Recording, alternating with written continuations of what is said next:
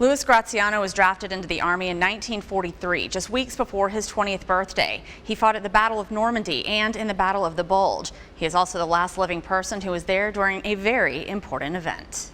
Well, I was in the room there when they signed that surrender. And well,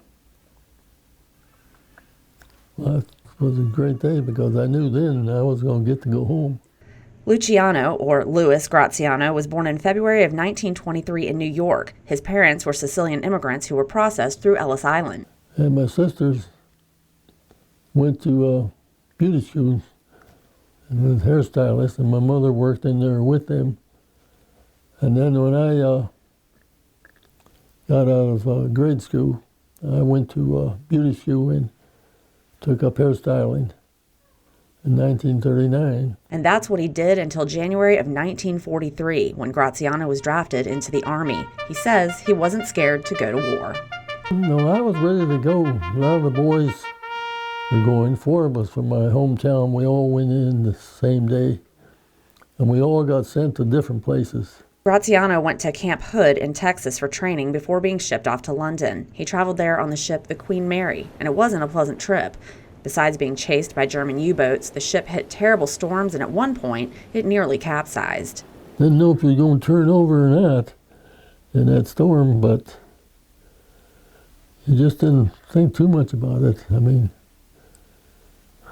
I wasn't afraid. I just took it as it came. Once he arrived in London, he was assigned a job in utilities because of past experience, although he never had any formal training. And then they put me in charge of building the barracks for the troops, which I was good at.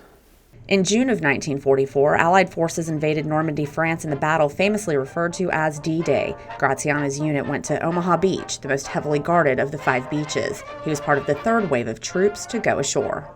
I drove a gasoline truck off of the LST onto the shore, and then got under the cliff. The Germans were up on top shooting down at us. And I got my flamethrower out, and I shot the flamethrower up underneath where the machine gun was and put that all on fire, got rid of that. Graziano survived D-Day. He made his way through France to Reims, where he served under Brigadier General Charles Thrasher, who put him in charge and sent him to get supplies. And a Frenchman wouldn't sell it to me. So I went back, got my foreman, went back over there. I told him I wanted that stuff.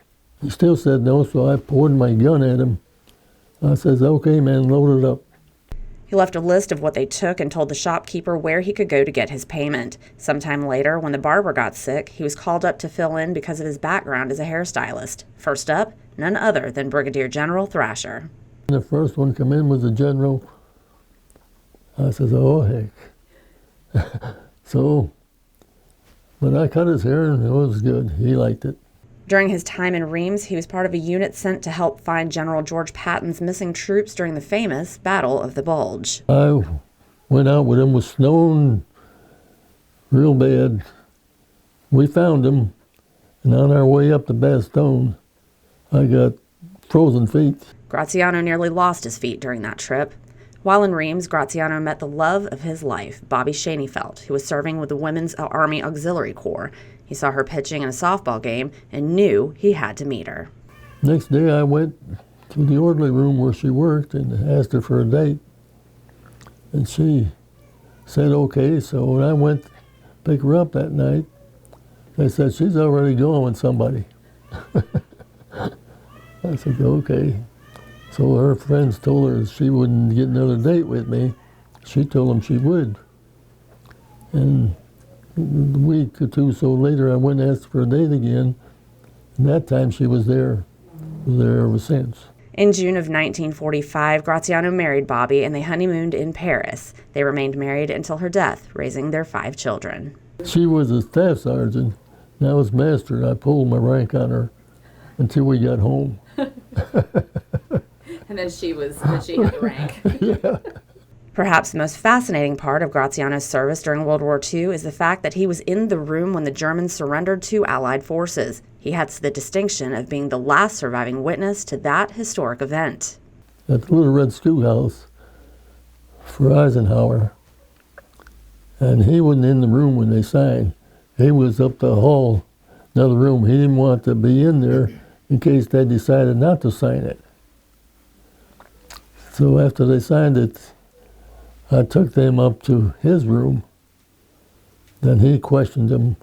The war was officially over in September of 1945. Graziano turned down a promotion because he was just ready to go home. His ship hit bad weather, again nearly capsizing. He arrived on Christmas Day thinking Bobby would be waiting for him, but she wasn't. And it was 30 days before we heard that the ship had cracked up, and the Enterprise ship had to go.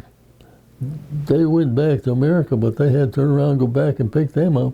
Bobby finally joined him at home, and in the 1950s, they moved to Thompson, where the family remains today. Graziano built a hair salon that his family still runs. In 2019, he published his book, A Patriot's Memoirs of World War II, about his experiences. It was a surprise to him that the book received a lot of recognition. I didn't think anything about it. I thought I was doing it for the family, you know. But then the word got out, and everybody wanted the book. Graziano received several medals for his service during World War II, including the French Legion of Honor last September. He'll celebrate his 100th birthday in February. And if you'd like a copy of his book, A Patriot's Memoirs of World War II, it's available on Amazon. For more of Louis Graziano's amazing story, including which famous general's hair he cut, head on over to WJBF.com. That's just part of your hometown history. Kim Vickers, WJBF, News Channel 6.